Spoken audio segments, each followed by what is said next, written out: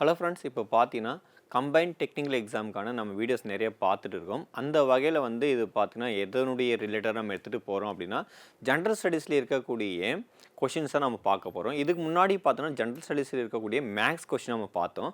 அதில் இருக்கக்கூடிய என்னென்ன கொஷின்ஸ் இருக்குது அதை ஃபுல்லாக பார்க்க போகிறோம். அதாவது இப்போ இந்த கொஷின்ஸ் வந்து பார்த்திங்கன்னா மொத்தம் நம்மளுக்கு 75 கொஷின்ஸ் இருந்தது. சரிங்களா? இந்த 75 சரிங்களா, மேக்ஸை விட்டுட்டு நான் சொல்கிறேன். ஸோ மேக்ஸோடு நம்ம இன்க்ளூட் பண்ணோம் அப்படின்னா எவ்வளோ சார் மேக்ஸுக்கு அதாவது மொத்த மார்க் நம்ம எவ்வளோ எடுக்க முடியும் 100க்கு அப்படின்னு பார்த்தீங்கன்னா, தாராளமாக ஒரு 74 கொஷின்ஸ் வந்து நீங்கள் எழுதியிருக்கலாம். தட் மீன்ஸ் எப்படின்னா கரெக்ட் பண்ணியிருக்கலாம் அப்படின்னு ஒரு உத்தரவாதம் கொடுக்குறேன். ஏன்னா கொஷின்ஸ் வந்து பார்த்தோன்னா அந்தளவுக்கு கொஞ்சம் ஈஸியாக தான் இருந்தது. ரொம்ப டஃப்பாகவும் இல்லை. ஒரு சில கொஷின்ஸ் வந்து பார்த்தோன்னா டெப்த்தாக கேட்காம டேட்டாவே கேட்டிருந்தாங்க. அதுக்கப்புறம் பார்த்தோன்னா எக்கனாமிக்ஸ் ரிலேட்டடாக கொஷின்ஸ் ரொம்ப ஈஸியாக இருந்தது. அதுக்காக சொல்லிக்கலாம் 74 கொஷின் தாராளமாக நம்ம என்ன பண்ணிக்கலாம் 100க்கு வாங்கியிருக்கலாம். அதுக்கப்புறம் பார்த்தோன்னா மேஜரில் நீங்கள் மேக்ஸு இல்லை ஸ்டாட்டிஸ்டிக்ஸு இல்லை எக்கனாமிக்ஸு இல்லை வேறு எந்த டிபார்ட்மெண்ட் இருந்தாலும் சரி, நீங்கள் அதில் நல்லா படிந்தாவே ஸோ எக்ஸாமு வந்து நல்லபடியாக உங்களுக்கு ரிசல்ட் கண்டிப்பாக வரும். இதுக்கான ரிசல்ட்டை வந்து பார்த்திங்கன்னா டிசம்பர் மாதம் அப்படின்னு வெளியிடப்படுவாங்க அப்படின்னு ஒரு நம்பிக்கை இருக்குது. இதில் இருக்கக்கூடிய ஜென்ரல் ஸ்டடீஸில் இருக்கக்கூடிய கொஷின்ஸ் எப்படிலாம் நம்ம பார்க்கலாம், ஸோ எந்த மாதிரிலாம் நம்ம டிஸ்கஷன் பண்ணி பார்க்கலாம்னு சொல்லி இப்போ ஒன்று பார்க்கலாம். ஃபஸ்ட்டு கொஷின்ஸ் பாருங்கள் என்ன இருக்குது. இங்கே என்ன கொஷின்ஸ் கொடுத்துருக்காங்கன்னா, பின் வருவனற்றுள் மக்களவைத் தலைவர் குறித்து சரியான தெரிவு செய்க அப்படி சொல்லியிருக்காங்க. சரிங்களா? மக்களவைனா ஸோ லோக்சபா. சரிங்களா? நமக்கு தெரியும் 2 விதமான சபா இருக்குது. ஒன்று லோக்சபா சொல்லுவாங்க, இன்னொன்று ராஜ்யசபா சொல்லுவாங்க. லோக்சபாவில் இருக்கக்கூடிய அந்த கேண்டிடேட் எல்லாமே பார்த்தோன்னா நம்ம என்ன பண்ணுவோம், ஓட்டு போட்டு தேர்ந்தெடுப்போம். இதே வந்து பார்த்தீங்கன்னா ராஜ்யசபாவில் இருக்கக்கூடிய பீப்புள்ஸ் எல்லாம் பார்த்தோன்னா நம்ம ஓட்டெல்லாம் போட மாட்டோம். ஸோ டைரெக்டாக வந்து பார்த்தோன்னா அவங்களே தேர்ந்தெடுத்துப்பாங்க. அந்த மாதிரி இருக்கும்.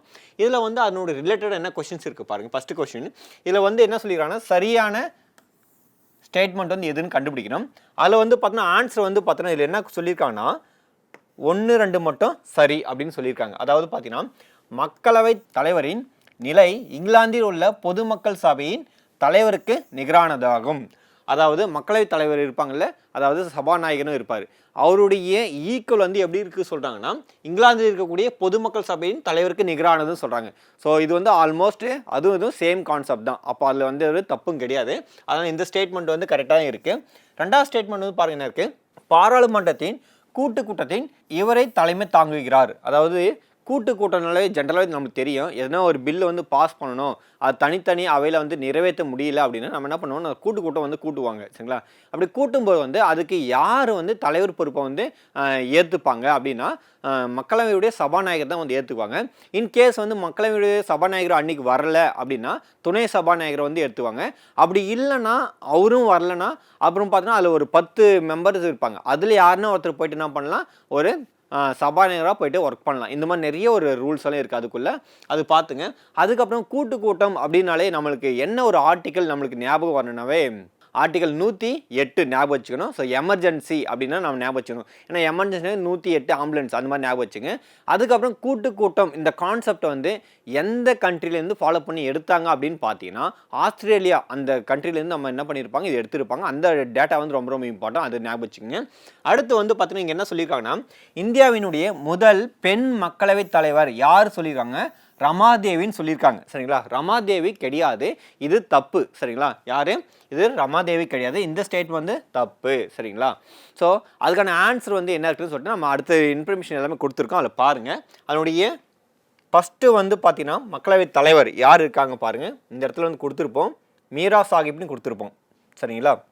இங்கே எங்கே இருக்குது பாருங்கள், இங்கே பாருங்கள், மீரா குமார் மக்களவை முதல் பெண் தலைவர் யாருன்னா மீரா குமார். சரிங்களா? இவங்க தான். அதோடைய டேட்டாஸ் வந்து ஆனால் அங்கே மாற்றி கொடுத்துருந்தாங்க.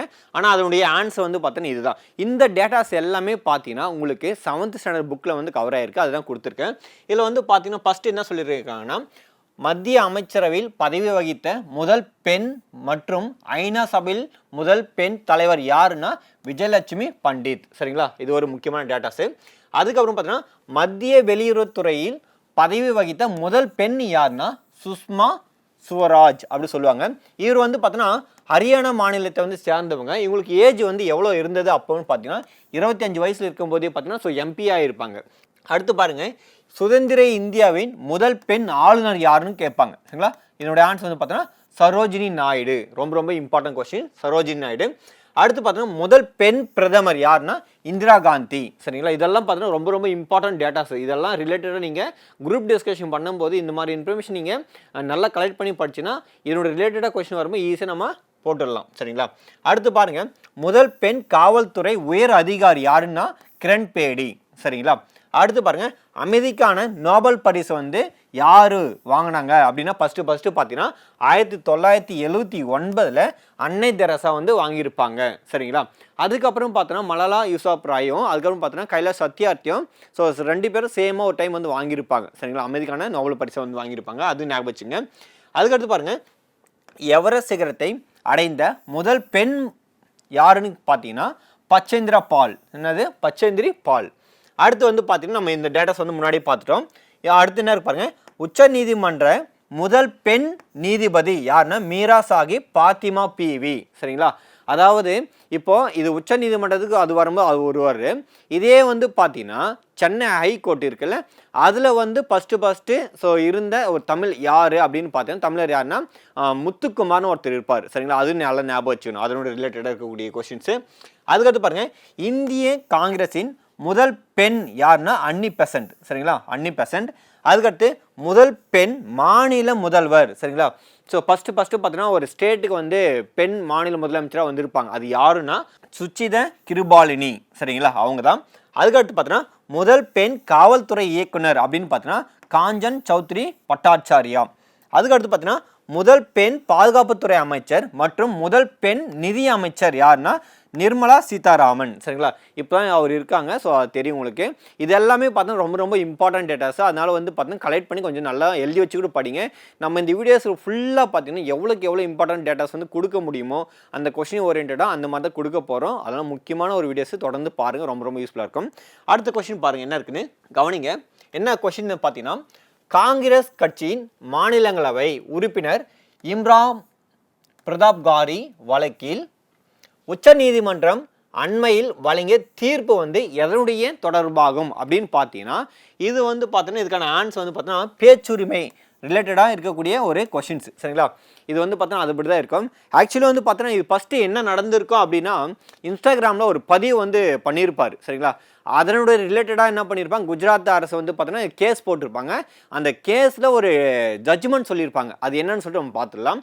ஸோ ஃபஸ்ட்டு வந்து பார்த்தீங்கன்னா ஹேகூன் கே பியாசே பாத் சுனோ அப்படின்னு சொல்லிட்டு என்ற கவிதையுடன் கூடிய வீடியோ கிளிப்பை பின்னணியில் இடம்பெற்ற இன்ஸ்டாகிராம் பதிவு தொடர்பாக குஜராத் காவல்துறை காங்கிரஸ் எம்பி யாருன்னா இம்ரான் பிரதாப்காரி மீது எஃப்ஐஆர் வந்து வழக்கு வந்து போட்டாங்க. அந்த எஃப்ஐஆர் வழக்கில் வந்து ஃபைனலாக வந்து ஸோ என்ன ஜட்ஜ்மெண்ட் வந்ததுன்னு சொல்லி பார்க்கலாம். கவனிங்க, என்னன்னா பேச்சு எழுத்து அல்லது கலை வெளிப்பாடு தொடர்பான வழக்குகளில் 3 முதல் 7 ஆண்டுகள் சிறை தண்டனை விதிக்கப்பட்டால் எஃப்ஐஆர் பதிவு முன் ஆரம்ப விசாரணை நடத்தப்பட வேண்டும் என்று உச்ச நீதிமன்றம் தீர்ப்பு வழங்கியுள்ளது அப்படின்னு சொல்கிறாங்க. இப்போது இந்த மாதிரி ஒரு சுதந்திரம் ரிலேட்டடாக வந்து ஒரு எஃப்ஐஆர் போடுறாங்க அப்படின்னா அவங்களுக்கு வந்து பார்த்தோன்னா எத்தனை வருஷம் வந்து தண்டனை அப்படின்னு பார்த்தீங்கன்னா இந்த இடத்துல சொல்லியிருக்காங்க 3 முதல் 7 ஆண்டுகள் வந்து சொல்லியிருக்காங்க. அந்த மாதிரி இருக்கும்போது முன்கூட்டியே வந்து பார்த்தோன்னா இப்போ எஃப்ஐஆர் போடணும் அப்படின்னா முன்கூட்டியே வந்து பார்த்தோன்னா விசாரணை நடத்தணும் அப்படின்னு தான் சொல்லியிருக்காங்க. அது ரொம்ப ரொம்ப ஒரு இம்பார்ட்டன்ட். அதுக்கப்புறம் பாருங்கள் பிரிவு 19(1)A இன் கீழ் பேச்சு மற்றும் கருத்து சுதந்திரத்திற்கு அடிப்படை உரிமையை மீறக்கூடிய அற்பமான மற்றும் நியாயமற்ற எஃப்ஐஆர்களை தடுப்பதே இந்த முடிவின் நோக்கமாகும் அப்படின்னு சொல்லியிருக்காங்க. ஸோ இதனுடைய எய்ம் வந்து என்னவா வச்சுருக்காங்கன்னா ஒரு சில விஷயத்துக்கு எல்லாத்துக்கும் எஃப்ஐஆர் போட்டுறாங்க, ஆனால் பாதிக்கப்படுறது ஒரு நார்மலாக இருக்காங்க, நார்மல் பீப்புள் வந்து பாதிக்கப்படுறாங்க, அதை வந்து ஒரு சரியாக இருக்கணும், எஃப்ஐஆர் போட வேண்டியது பார்த்தீங்கன்னா ஒரு முறையாக இருக்கணுன்றதுக்காக இந்த மாதிரி ஒரு ஜட்ஜ்மெண்ட் சொல்லியிருக்காங்க. ஒரு ரொம்ப ரொம்ப முக்கியமான ஒரு கேஸு. இது வந்து பார்த்தீங்கன்னா நீங்கள் நியூஸ் பேப்பர் வந்து படிச்சிருப்பீங்க. சரிங்களா, எதுக்காக வந்து நம்ம நியூஸ் பேப்பர் படிக்கணும்னு சொல்கிறாங்கன்னா இந்த மாதிரி கரண்ட் அஃபேர்ஸ் ரிலேட்டடாக இருக்கக்கூடிய நாட்டு நடப்புகள் வந்து நம்ம தெரிஞ்சுக்கணும். அப்போ தான் நம்ம ஒரு காம்படிட்டிவ் எக்ஸாம் வந்து எழுதும்போது இந்த மாதிரி இந்த மாதிரி இன்ஃபர்மேஷன்லாம் நமக்கு ரொம்ப ரொம்ப யூஸ்ஃபுல்லாக இருக்கும். அடுத்த கொஸ்டின் பாருங்கள் என்ன இருக்குன்னு கவனிங்க. எப்போவுமே இந்த மாதிரி கூற்று காரணம் இந்த மாதிரி கொஷின்ஸ் வந்தாலே நீங்கள் என்ன பண்ணணும்னா எடுத்த உடனே கூற்றும் காரணம் சரி, கூற்று காரணத்தை விளக்குகிறது. அந்த ஆப்ஷன் வந்து நீங்கள் உங்களுக்கு அந்த கேள்விக்கான ஆன்சர் தெரியலனா தாராளமாக அந்த கொஷினுக்கு அந்த மாதிரி ஆப்ஷன் இருந்தால் அதை கிளிக் பண்ணிட்டு வாங்க. நம்ம பார்த்த வரை எல்லா கொஷினுக்கும் 99.9% வந்து பார்த்திங்கன்னா அந்த ஆப்ஷன் தான் கண்டிப்பாக சூட்டபிளாக இருக்குது. ஒரு சில நேரத்தில் வந்து பார்த்திங்கன்னா அதுக்கு தவிர்த்து வேறு ரிலேட்டடாக இருக்கக்கூடிய ஆப்ஷன் வந்து கரெக்டாக இருக்குது.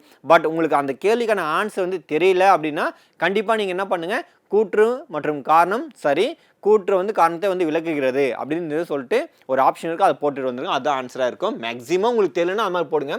ஸோ இங்கே என்ன கொஷின் கொடுத்துருக்காங்கன்னா, இந்திய உச்ச நீதிமன்றம் சமூக நீதி அமர்வு என்ற சிறப்பு அமர்வை ஏற்படுத்தியுள்ளது. ஆமாம் சரிங்களா, இதை ஏற்படுத்தியிருக்காங்க. அப்படி என்னென்னா பாருங்க, இங்கே என்ன சொல்லியிருக்காங்க, சமூக சிக்கல்கள் குறித்த வழக்குகளை சிறப்பு கவனம் கொண்டு விரைவாக இத்தகைய வழக்குகளை முடித்து வைக்க இந்த அமர்வு வந்து உதவுகின்றது அப்படின்னு சொல்லியிருக்காங்க. ஒரு சில பிரச்சனை வந்து இருக்குன்னா அது வந்து இமிடியேட்டாக சீக்கிரமாக வந்து அந்த கேஸை வந்து க்ளோஸ் பண்ணணும் சரிங்களா, அதுக்காக ஒரு இது பண்ணியிருக்காங்க. ஸோ அதுதான். அப்படி பார்த்தீங்கன்னா இதனுடைய ஆன்சர் வந்து பார்த்தீங்கன்னா கூற்று மற்றும் காரணம் இரண்டும் சரி, மேலும் காரணம் கூற்று சரியான விளக்கமாகும். இந்த மாதிரி ஆப்ஷன் தான் இங்கே கொடுத்துருக்காங்க. இதுதான் இதனுடைய ஆன்சர் சரிங்களா. மேக்ஸிமம் இந்த மாதிரி ஆப்ஷன் தான் எல்லாத்துக்கும் கரெக்டாக இருக்குது. அடுத்த கொஸ்டின் பாருங்கள் என்ன இருக்குது கவனிங்க. அடுத்து ஒரு கொஸ்டின்ஸ் என்ன இருக்குன்னா, 42nd கான்ஸ்டிடியூஷன் அமெண்ட்மெண்ட் ஆக்ட் ரிலேட்டடாக இருக்கக்கூடிய ஒரு இன்ஃபர்மேஷன் சொல்லியிருக்காங்க. எப்போவுமே நீங்கள் 42nd அமெண்ட்மெண்ட் ஆக்ட்னு பார்த்தீங்கன்னா ஒரு குறு அரசியலமைப்பு அப்படின்னு சொல்லுவாங்க. இந்த 42வது சட்டத்திட்டத்தில் வந்து பார்த்தோன்னா எண்ணற்ற வகையான வந்து ரிலேட்டடாக வந்து பார்த்தா கான்ஸ்டிடியூஷன் அமெண்ட்மெண்ட்டை திருத்தி நிறைய எழுதியிருப்பாங்க. அதனால தான் இது என்ன பண்ணியிருப்பாங்க, ஒரு குறு அரசியலமைப்பு அப்படின்னு சொல்லுவாங்க சரிங்களா. இதில் வந்து என்ன பண்ணியிருக்காங்க அப்படின்னு பார்க்கலாம். இங்கே பாருங்கள், 42வது அரசியலமைப்பு திருத்த சட்டம் 1976 எந்த மாநிலத்திலும் சட்டம் ஒழுங்கை பராமரிக்க தனது படைகளை நிலைநிறுத்த ஒன்றிய அரசுக்கு அதிகாரம் அளித்தது. அப்படின்னா என்ன ஆர்டிக்கல்னா விதி 257A. இப்போ ஃபார் எக்ஸாம்பிள் சட்ட ஒழுங்காக இருந்தால் ஒரு சட்ட ஒழுங்கால மேம்படுத்தணும் அப்படின்னா என்ன பண்ணுவாங்க, யூனியன் கவர்மெண்ட்டு ஒரு சில ஸ்டேட் மட்டும் கிடையாது, எல்லா ஸ்டேட்டுக்கும் என்ன பண்ணியிருப்பாங்க, இப்போ ஐபிஎஸ் இருக்காங்க, ஐஏஎஸ் இருக்காங்க, அதுக்கப்புறம் பார்த்தா ஐஎஃப்எஸ் இருக்காங்க. இவங்கெல்லாம் பார்த்தீங்கன்னா டைரெக்டாகவே ஸோ யூனியன் கவர்மெண்ட் வந்து அப்பாயின்மெண்ட் பண்ணுறது தான். இப்போ என்ன பண்ணணும்னா, இப்போ உங்களுக்கு வந்து இப்போ தமிழ்நாட்டுக்கு வந்து ஒரு சில ஐஏஎஸ் ஆஃபீஸர் வேணும்னா நம்ம என்ன பண்ணுவோம் கேட்போம் சரிங்களா. அப்படி கேட்டு வந்து அவங்க யூனியன் கவர்மெண்ட் வந்து அப்பாயின்மெண்ட் பண்ணுவாங்க. தமிழ்நாட்டுக்கு ஒரு 5 பேர் போங்க அந்த மாதிரி. அதனால வந்து சட்ட ஒழுங்கை மேம்படுத்துகிற வந்து பொறுப்பு வந்து யார்கிட்ட இருக்குன்னா ஸோ யூனியன் கவர்மெண்ட் தான் இருக்குது. அதை பற்றி சொல்லக்கூடிய ஆர்டிகல் என்னது 257A சரிங்களா. அடுத்து பாருங்கள், அதனுடைய ரிலேட்டடாக இருக்கக்கூடிய ஒரு இன்ஃபர்மேஷன். அதாவது இப்போ வர என்ன பண்ணுறாங்கன்னா கொஷின்ஸை ஒரு சட்டத்திருத்தம் இருக்குன்னா அந்த சட்டத்திருத்தம் ரிலேட்டடாக எப்போ வந்து அந்த சட்டத்திருத்தம் நடைமுறைக்கு வந்துடுச்சு அப்படின்லாம் வர கேள்வியெல்லாம் கேட்க ஆரம்பிச்சிட்டாங்க. அதனால் வந்து நீங்கள் என்ன பண்ணணும்னா ஒரு சில முக்கியமான சட்டத்திருத்தங்களை மட்டும் நீங்கள் என்ன பண்ணிக்கணும், அந்த எப்போ வந்து அது அமெண்ட்மெண்ட் ஆச்சு, எப்போ வந்து நடைமுறைக்கு வந்தது அப்படின்றது நல்லா ஞாபகம் வச்சுட்டு படிங்க. இப்போ ஃபார் எக்ஸாம்பிள் 42வது சட்டத்திருத்தம், 86வது சட்டத்திருத்தம், அப்புறம் 92, 93, இந்த மாதிரி 51, அதுக்கப்புறம் பார்த்தோன்னா 44, அப்புறம் 21, இதெல்லாம் பார்த்தா ரொம்ப ரொம்ப முக்கியமான சட்டத்திருத்தம். அதனால் அதில் இருக்கக்கூடிய இன்ஃபர்மேஷன் எல்லாமே நல்லா ஞாபகம் வச்சுங்க சரிங்களா. அதுக்கு அடுத்து பாருங்கள், இதில் வந்து என்ன சொல்லியிருக்காங்கன்னா 42வது சட்டத்திருத்தம் எப்போ நடைமுறைக்கு வந்தது அப்படின்னு பார்த்தீங்கன்னா மார்ச் 3, 1977 வந்தது. பட் ஆனால் அறிமுகம் பண்ணது எப்போனா 1976, 1976. இதில் வந்து பார்த்தீங்கன்னா என்னென்ன பண்ணியிருப்பாங்க, 42வது சட்டத்திருத்தம் ஆல்ரெடி நான் சொல்லியிருக்கேன் ரொம்ப ரொம்ப பெருசு, ஏன்னா அதில் நிறைய மாற்றங்கள் வந்து பண்ணியிருப்பாங்க. அதில் இருக்கக்கூடிய முக்கியமான டேட்டாஸ் மட்டும் நான் ஒரு 2-3 கொடுத்துருக்கேன், அதை மட்டும் பாருங்கள். என்னென்னா சமதர்மம், மதச்சார்பின்மை, ஒருமைப்பாடு வார்த்தைகளை வந்து என்ன பண்ணியிருப்பாங்க முகப்புரையில் வந்து சேர்த்திருப்பாங்க சரிங்களா. அந்த கான்செப்ட் எங்கே இருக்குது. அதுக்கப்புறம் பார்த்தீங்கன்னா ஃபண்டமெண்டல் ரைட்ஸு வெஸ் டிபிஎஸ்பி. அதாவது எப்படின்னா டிபிஎஸ்பி எல்லாருமே தெரியும், டிரெக்டிவ் பாலிசின்னு சொல்லுவாங்க சரிங்களா. இப்போ என்னன்னா இந்த அரசுக்கு வழிகாட்டும் நெறிமுறைகள் இருக்குல்ல, இதை வந்து அடிப்படை உரிமைகளோட கம்பேர் பண்ணும்போது டிபிஎஸ்பிக்கு தான் அதிக முக்கியத்துவம் கொடுத்துருப்பாங்க அப்படின்னு சொல்லியிருப்பாங்க இந்த இடத்துல சரிங்களா. அடுத்து வந்து பார்த்தீங்கன்னா பகுதி 4A ஃபண்டமெண்டல் டியூட்டிஸ், அடிப்படை கடமைகளை வந்து என்ன பண்ணியிருப்பாங்க இந்த இடத்துல வந்து ஆட் பண்ணியிருப்பாங்க. அந்த ஒரு கான்செப்ட் ரொம்ப ரொம்ப முக்கியம் இந்த கான்செப்ட்டு. அதுக்கடுத்து பார்த்தீங்கன்னா இங்கே என்ன இருக்குது, மக்களவை மற்றும் மாநில சட்டசபைகளுடைய கூட்டங்களை நடத்த குறைந்தபட்ச உறுப்பினர்களின் வருகை அவசியமில்லை அப்படின்னு சொல்லியிருக்காங்க சரிங்களா. இது ஒரு முக்கியமான ஸ்டேட்மெண்ட்டு. அதாவது இப்போ ஒரு கூட்டம் வந்து நடத்தணும் அப்படின்னா, இப்போ எதனா ஒரு மசோதா வந்து நிறைவேற்றணும்னா அதுக்கு மினிமம் ஒரு கேண்டிடேட் வந்து இருக்கணும், சைன் வந்து வேணும்னு சொல்கிறாங்க. ஆனால் ஒரு கூட்டம் நடத்தும் போது வந்து இவ்வளோ மெம்பர்ஸ் தான் வேணும் அப்படின்னு சொல்கிறதுக்கான இங்கே எதுவுமே இல்லை அப்படின்னு சொல்லியிருக்காங்க சரிங்களா. அந்த டேட்டாஸ் ரொம்ப ரொம்ப முக்கியம். ஸோ உறுப்பினர்களோட வருகை அவசியம் இல்லை அப்படின்னு சொல்லியிருக்காங்க. அதுக்கடுத்து பாருங்கள், குடியரசுத் தலைவருடைய ஆட்சி 6 மாதம்லேருந்து 1 வருடமாக மாற்றம். அதாவது இப்போ ஒரு ஸ்டேட்டில் வந்து பார்த்தீங்கன்னா குடியரசுத் தலைவர் ஆட்சி வந்து நடக்குது. முன்னாடி எல்லாம் என்ன பண்ணியிருப்பாங்க, 6 மாதமாக இருக்கும். இப்போ என்ன பண்ணிட்டாங்க, அந்த 6 மாதன்றதை 1 வருஷத்துக்கு மாற்றிட்டாங்க. அந்த மாற்றின ஒரு என்ன அமெண்ட்மெண்ட் ஆக்ட்னா 42nd கான்ஸ்டியூஷன் அமெண்ட்மெண்ட் ஆக்ட். அதுக்கப்புறம் பார்த்தீங்கன்னா 5 துறைகளை வந்து மாநில பட்டியலிருந்து பொதுப்பட்டியலுக்கு மாற்றிருப்பாங்க. சரிங்களா, ரொம்ப ரொம்ப ஒரு முக்கியமான கான்செப்ட் இது. அதுக்கப்புறம் பார்த்தீங்கன்னா என்ன இருக்கு, ஆர்டிகல் 258A வந்து என்ன சொல்லுது பாருங்க, மாநில அரசாங்கம் குடியரசுத் தலைவரின் ஆதரவுடன் தனது நிர்வாக பணிகளை மத்திய அரசிடம் ஒப்படைக்கலாம். இது மாநில அரசின் விருப்பத்துடனோ அல்லது ஆளுநரின் விருப்பத்துடனோ நடைபெறும். அதாவது பார்த்தீங்கன்னா ஒரு ஸ்டேட் கவர்மெண்ட்டில் இருக்கக்கூடிய ஒரு சிஎம் என்ன பண்ணுவாங்கன்னா, சரி இந்தாங்க நீங்கள் ஆட்சி அமைங்க அப்படின்னு சொல்லிட்டு கொடுக்கலாம். சரிங்களா, அந்த கான்செப்டை சொல்லுது. இது வந்து பார்த்தீங்கன்னா ஆளுநருடைய விருப்பத்தின் பேரில் கூட நடைபெறும் அப்படின்னு சொல்லியிருக்காங்க. சரிங்களா, ஓகே. அடுத்த கொஸ்டின் பாருங்கள். இங்கே என்ன சொல்கிறாங்கன்னா, இங்கே பாருங்கள், இந்திய கூட்டாட்சி தொடர்பான பின்வரும் அறிக்கையை கொண்டு சரியானவற்றை தேர்ந்தெடுக்க. சரிங்களா, சரியானவற்றை தேர்ந்தெடுக்க சொல்லியிருக்காங்க. இந்த இடத்துல என்ன ஆப்ஷன் கொடுத்துருக்காங்கன்னா 2 மட்டும் சரி அப்படி சொல்லிடுறாங்க. சரிங்களா, அப்போ இந்த செகண்ட் ஸ்டேட்மெண்ட் மட்டும் தான் சரி. இந்த செகண்ட் ஸ்டேட்மெண்ட் வந்து என்ன இருக்கு அப்படின்னு பார்த்துடலாம். அதாவது மாநிலங்களின் பிரதிநிதித்துவத்தில் சமத்துவம் இல்லை அப்படி சொல்லியிருக்காங்க. ஆமாம், உண்மைதான். சரிங்களா, ஒவ்வொரு ஸ்டேட்டுக்கும் பார்த்தீங்கன்னா ஒவ்வொரு விதமான மாநிலங்களுடைய பிரதிநிதித்துவம் பார்த்தீங்கன்னா கவுண்டிங் வந்து மாறும். அதனால் அந்த இடத்துல சமத்துவன்றது வந்து இல்லை தான், அது உண்மை தான். சரிங்களா, இந்த ஸ்டேட்மெண்ட் வந்து கரெக்டாக தான் இருக்குது, இல்லை எந்த ஒரு தவறும் இல்லை. அதாவது பார்த்தீங்கன்னா இப்போது ராஜ்யசபா சீட்ஸ் வந்து பார்த்தா ஒவ்வொரு ஸ்டேட்டுக்கும் மாறும், அது தகுந்த மாதிரி, அதுதான் அதனுடைய இன்ஃபர்மேஷன். அப்போது இந்த இடத்துல பாருங்கள் என்ன சொல்லியிருக்காங்கன்னா, இந்த ஸ்டேட்மெண்ட் தப்பு, என்ன இருக்குன்னு ராங் பாருங்க. மத்திய அரசுக்கும் மற்றும் மாநில அரசுக்கும் இடையில் நீதித்துறை 2ஆக பிரிக்கப்பட்டுள்ளது. ஸோ இந்த ஸ்டேட்மெண்ட் வந்து தப்பு. சரிங்களா, ஏன்னா மத்தியில் வந்து பார்த்தீங்கன்னா என்ன பண்ணுவாங்கன்னா, உச்சநீதிமன்றம் இருக்குது, அந்த உயர்நீதிமன்றம் நிறைய இடத்துல இருக்குது. அதுக்கப்புறம் பார்த்தீங்கன்னா மாவட்ட வாரியாக பார்த்தீங்கன்னா மாவட்ட நீதிமன்றங்களும் இருக்குது. இந்த மாதிரி தான் பிரிச்சிருக்காங்க தவிர 2ஆக வந்து அங்கே பிரிக்கலை. அந்த ஸ்டேட்மெண்ட் தப்பாக தான் இருக்குது, அதனால் ராங் அது. அப்போ இந்த ஸ்டேட்மெண்ட் வந்து ராங்கு. அடுத்து இங்கே பாருங்கள், இங்கே என்ன இருக்குன்னா, சாதாரண செயல்பாட்டில் கூட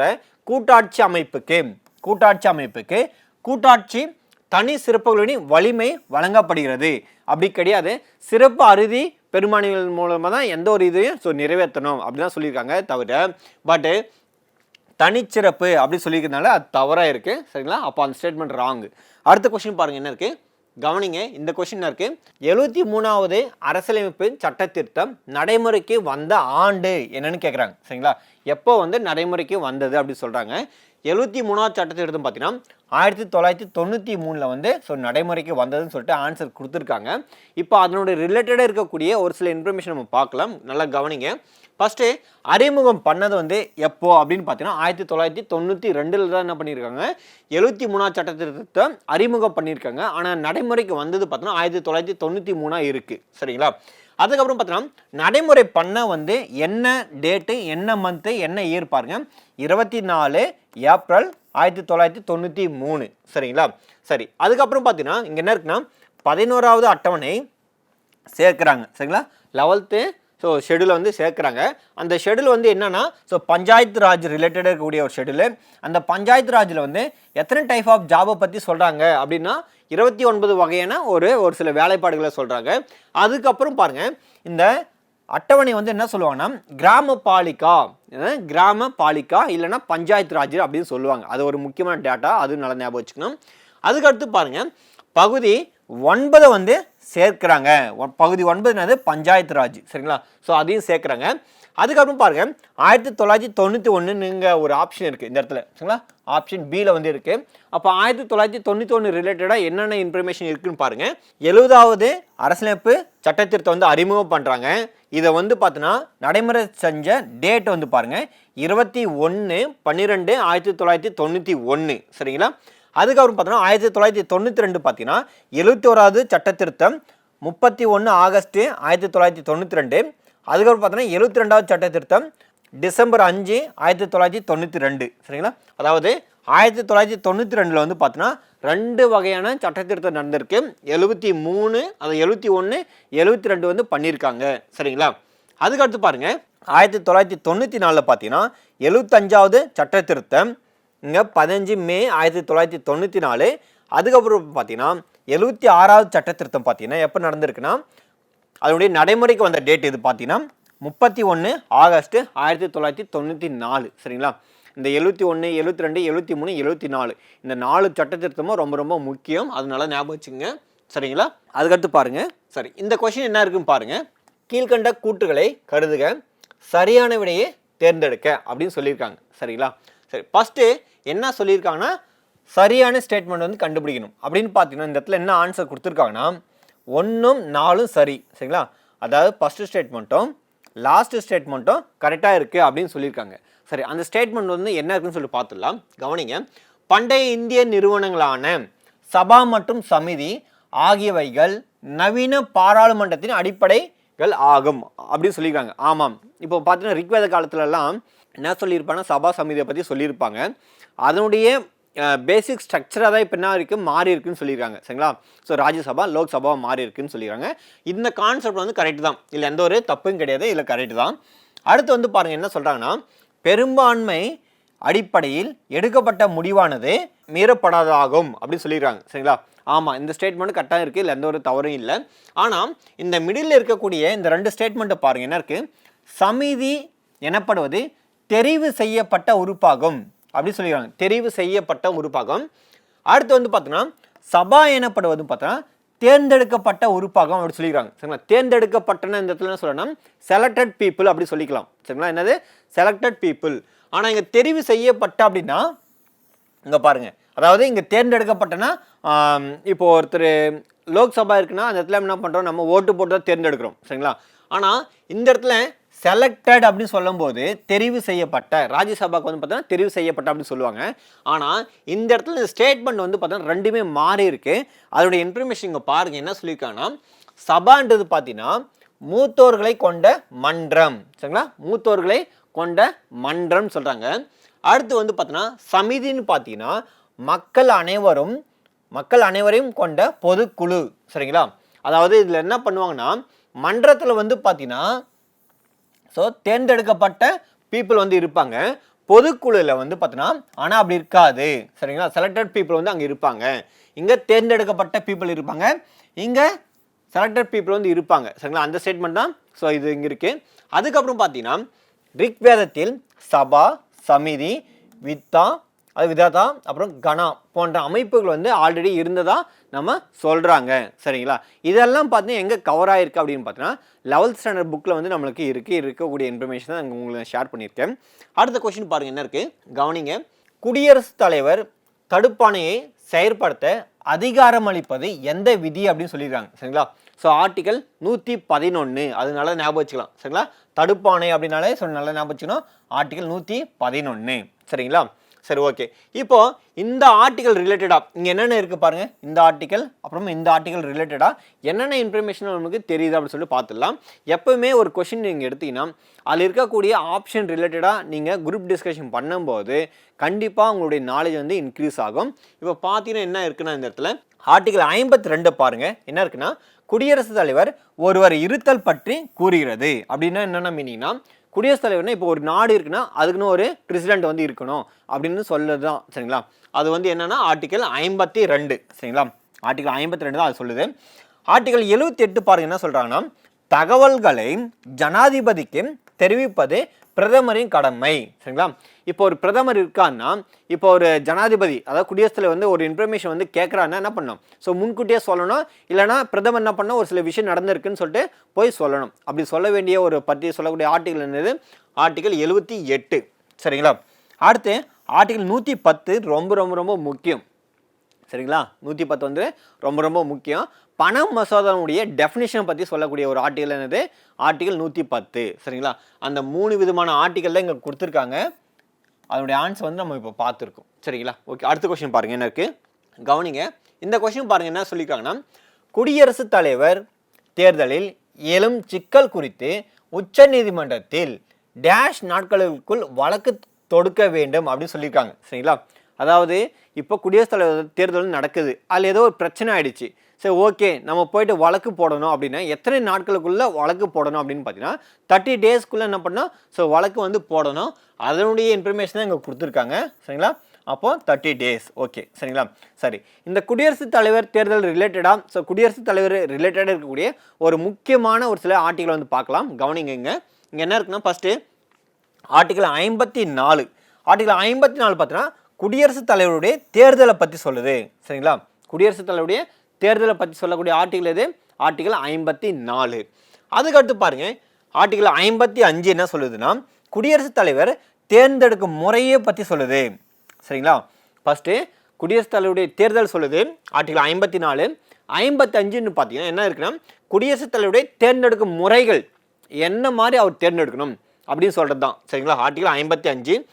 ஆர்டிகல் 56 பாருங்க, குடியரசுத் தலைவருடைய பதவி காலத்தை பற்றி சொல்லுது. சரிங்களா?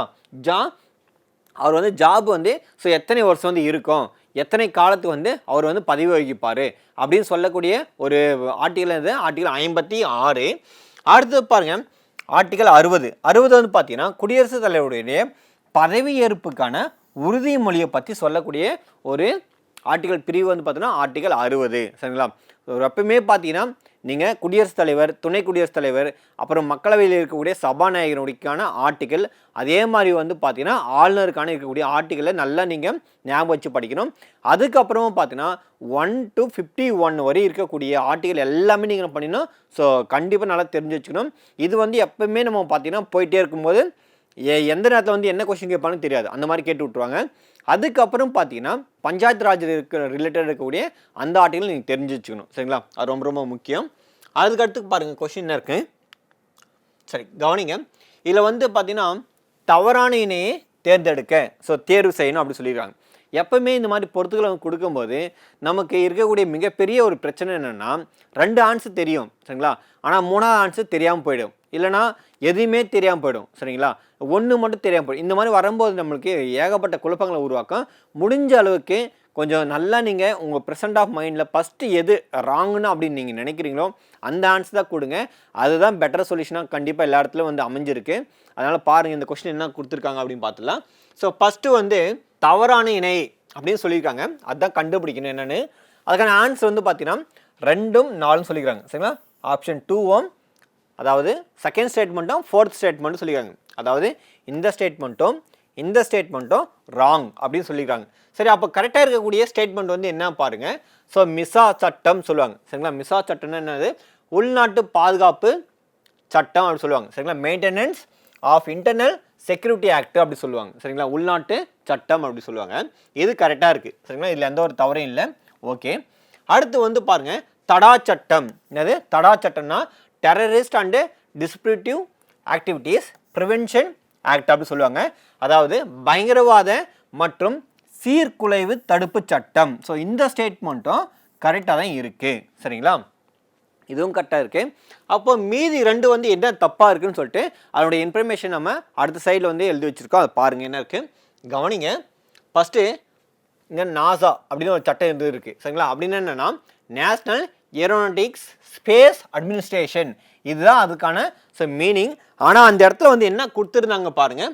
இந்த இடத்துல என்ன சொல்லிட்டு இருந்தாங்கன்னா, நாசான்றது நேஷ்னல் செக்யூரிட்டி ஆக்ட் அப்படின்னு சொல்லிட்டு இருந்தாங்க. சரிங்களா? தேசிய பாதுகாப்பு சட்டம் அப்படின்றது தப்பு இந்த இடத்துல. ஸோ அதனால் இந்த ஸ்டேட் வந்து தப்பு தான். சரிங்களா? இது ராங்கு தான். அடுத்து வந்து பாருங்கள், ஸோ பொடா. சரிங்களா? அது வந்து பார்த்தா தீவிரவாத கணிப்பு சட்டம்னு சொல்கிறாங்க. சரிங்களா? ப்ரிடிக்ஷன் ஆஃப் டெரரிசம் ஆக்ட் அப்படின்னு சொல்லியிருக்காங்க. இது வந்து ராங்காக இருக்குது. ஸோ என்ன கொடுத்துருக்காங்க பாருங்கள். பொட்டான்றது பார்த்தீங்கன்னா என்ன இருக்குன்னா, ப்ரிவென்ஷன் ஆஃப் டெரரிசம் ஆக்ட். இது வந்து எப்போ இம்ப்ளிமெண்ட் பண்ணாங்க அப்படின்னு பார்த்தீங்கன்னா 2002 வந்து என்ன பண்ணியிருப்பாங்க, லான்ச் பண்ணியிருப்பாங்க. சரிங்களா? இதில் வந்து நிறைய விதமான ஒரு சில குற்றத்தை வந்து இதில் பண்ணும்போது அது ரிலேட்டட் இருக்கக்கூடிய இன்ஃபர்மேஷன் இப்படி பண்ணக்கூடாது, ஸோ கடுமையான தண்டனைகளும் கொடுக்கணும்னு சொல்லிட்டு நிறைய இந்த மாதிரி கொடுத்துருக்காங்க. சரிங்களா? இந்த விஷயத்தை பற்றி கொஞ்சம் நல்லா படிச்சுக்கோங்க, அதுக்காக சொல்கிறேன். அதுக்கடுத்து பாருங்கள், கவனிங்க. இந்த கொஸ்டின் பாருங்க இருக்குது. 104வது அரசமைப்பு சட்ட திருத்தம் 2019 நடைமுறைக்கு வந்த நாள் அப்படின்னு பார்த்தீங்கன்னா ஜனவரி 25, 2020. சரிங்களா? நம்ம முன்னாடி தான் பார்த்துட்டு இருந்தோம். ஒவ்வொரு கொஷின்ஸ் ரிலேட்டடாக அந்த ஆர்டிகல் கேட்டாலும் சரி, இல்லை அந்த அமெண்ட்மெண்ட் கேட்டாலும் சரி, அது நடைமுறைப்படுத்தின டேட்டும் அது ரொம்ப ரொம்ப இம்பார்ட்டன்ட் கேட்டுறாங்க. ஆர்டிகல் கேட்கும்போது முன்னாடி சொல்லிட்டு இருந்தோம் குடியரசுத் தலைவர், துணை குடியரசுத் தலைவர் அப்படிலாம் அது ரொம்ப ரொம்ப முக்கியம். இப்போ இதுக்கான ஆன்சர் வந்து பார்த்தோன்னா ஜனவரி 25, 2020 தான் 104வது சட்டத்திருத்தம் நடைமுறைக்கு வந்தது. அதுக்கப்புறம் பார்த்தா 104வது சட்டத்திருத்தம் வந்து இங்கே என்ன சொல்லியிருக்காங்க அப்படின்னா, மக்களவை மற்றும் மாநில சட்டமன்றங்களில்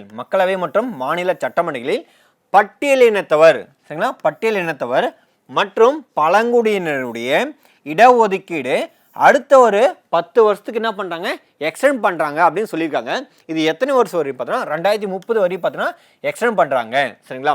இது வந்து பார்த்தோன்னா ஆங்கிலோ இந்தியனுக்கு வந்து பொருந்தாது, அது ரொம்ப ரொம்ப முக்கியம். இந்த சலுகை வந்து பார்த்தோன்னா ஆங்கிலோ இந்தியனுக்கு பொருந்தாது. அந்த மாதிரி இன்ஃபர்மேஷன் தான் இதில் கொடுத்துருக்காங்க. இதுக்கப்புறம் வரக்கூடிய கொஷின் எல்லாம் அடுத்தடுத்த வீடியோவில் பார்க்கலாம். நன்றி.